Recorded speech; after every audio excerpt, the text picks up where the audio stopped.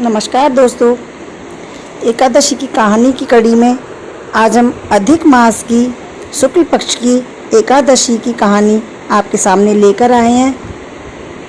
अगर आपको हमारा चैनल पसंद आ रहा है तो प्लीज़ हमारे चैनल को सब्सक्राइब ज़रूर करें, लाइक और शेयर करें।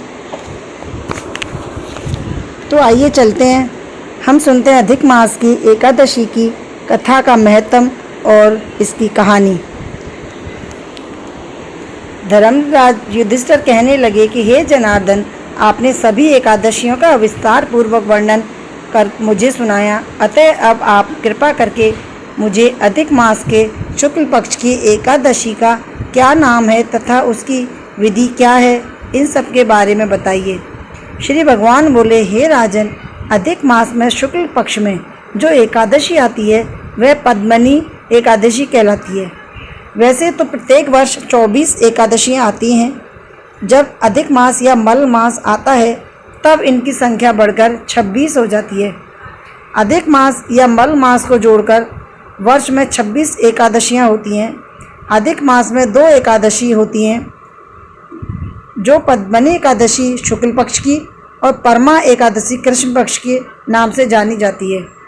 यह एकादशी करने के लिए दशमी के दिन व्रत का आरंभ करके कांसे के पात्र में जो चावल आदि का भोजन करें तथा नमक न खाएं, भूमि पर सोएं और ब्रह्मचर्य व्रत का पालन करें।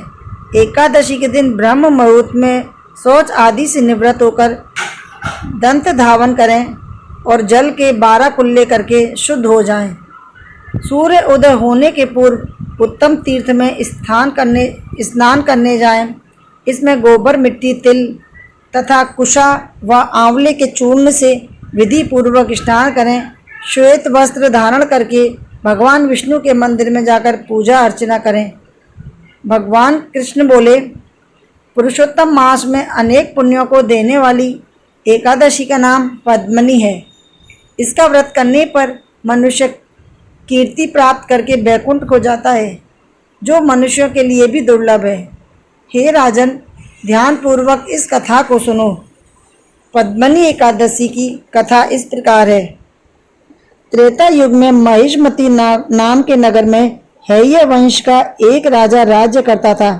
यूं तो राजा को धन धान्य और स्वास्थ्य सभी का सुख प्राप्त था, किंतु राजा के कोई पुत्र नहीं था।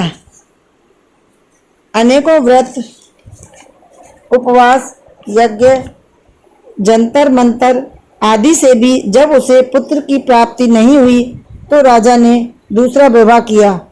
फिर तो वह विवाह पर विवाह करता गया और 100 रानियां लाने पर भी पुत्र की प्राप्ति नहीं हुई। तो राजा ने तपस्या करने की ठानी। हजारों वर्ष तपस्या करने की ठानी। पटरानी पद्मनी राजा के साथ वन में गई। हजारों वर्ष तक तपस्या से भी जब पुत्र की प्राप्ति नहीं हुई तब रानी पद्मनी को महासाध्वी महासती अनुसुईया जी से मिली। वह अपनी व्यथा की कथा उन्हें सुनाई। सब दयालु अनुसुईया जी माता ने पद्मनी पुरुषोत्तम मास की शुक्ल पक्ष की एकादशी का विधि विधान बताकर व्रत, जागरण व ब्राह्मण भोज कराने को कहा। उन्होंने कहा, श्रद्धा, विश्वास, विधि विधान से व्रत करने पर पुत्र अवश्य प्राप्त होगा। महासती के कहने के अनुसार रानी ने व्रत किया। तब स्वयं श्री भगवान ने उन्हें दर्शन देकर वर मांगने को कहा। राजा ने बलशाली पुत्र का वर मांगते हुए कहा, भगवान, आपके अतिरिक्त कोई भी देव, दानव, नाग, किन्नर या मनुष्य उसे ना मार सकें। भगवान विष्णु तथास्तु कहकर अंतर ध्यान हो गए। तब राजा महलों में गया। फिर उनके व्रत के प्रभाव से पुत्र पैदा हुआ, जिसका नाम कांति वीर्य रखा। कालांतर में एक बार रावण दिग्विजय के लिए निकला।